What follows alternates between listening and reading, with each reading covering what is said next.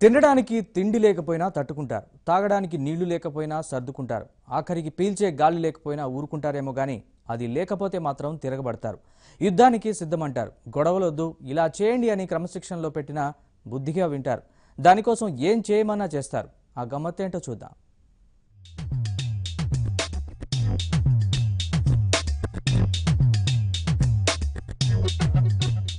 ఇక్కడ బుద్ధిగా లైన్లో నిల్చున్న వాళ్ళందరినీ చూస్తే ఏమనిపిస్తుంది?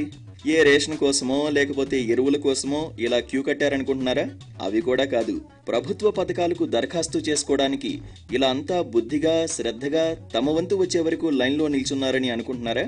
కానే కాదు. వీళ్ళింత క్రమశిక్షణతో చీమల బారులాగా ఒకరి వెనుక మరొకరు నిల్చోడానికి అసలు కారణం వేరే ఉంది.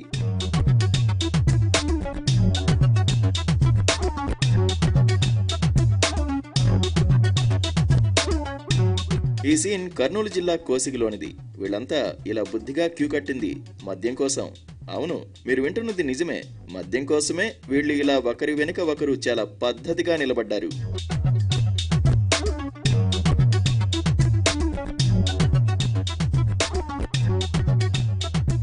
కోసిగి గ్రామంలో మారెమ్మ తల్లి దేవర జరిగింది. మామూలుగా పండుగలంటేనే ఊళ్ళో సందడి. అలాంటిది అమ్మవారి దేవరంటే ఆ సందడి ఓ రేంజ్ లో ఉంటుంది. పల్లెల్లో పండగలకి పబ్బాలకి చుట్టాలని ఆహ్వానించడం తక్కువేమో గాని జాతరో దేవరో జరిగితే బంధువులందరినీ పిలుచుకుంటారు. అమ్మవారి ఆశీర్వచనంతో అంతా చల్లంగా ఉండాలని కోరుకుంటారు. ఇక దేవర ముగిసి రావాల్సిన సమయం వచ్చిందా అంతా సిద్ధమైపోతారు. సుక్కేసి సిందేయడానికి తెగ తొందరపడిపోతారు. కోసిగిలోనూ ఇదే జరిగింది. దేవర సందర్భంగా అమ్మవారికి పూజలు చేయడం, నైవేద్యం సమర్పించడం, మొక్కులు చెల్లించుకోవడం అన్నీ పూర్తయ్యాక మద్యం పురీలంతా కిక్కు కోసం ఎగబడ్డారు.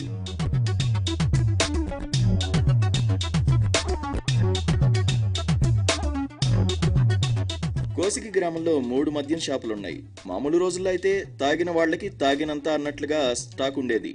దేవర కదా, వచ్చిన బంధుమిత్రులతో కలిసి ఖుషీ చేసుకోవడానికి మద్యం ప్రియులంతా షాపుల మీద పడ్డారు. 2 మద్యం షాపుల్లో స్టాక్ మొత్తం ఖాళీ అయిపోయింది. దాంతో మిగిలిన 3వ షాపు మీద పడ్డారు మందుబాబులు. మాకు కావాలంటూ మద్యం కోసం పోటీ పడ్డారు. ఒక దశలో అందర్నీ కంట్రోల్ చేయలేక షాప్ యజమాని చేతులెత్తేశాడు. ఏదో ఒకటి చేయండంటూ పోలీసుల్ని ఆశ్రయించాడు. దాంతో పోలీసులు రంగంలోకి దిగి అందరికీ ఓ పరిష్కారం చూపించారు.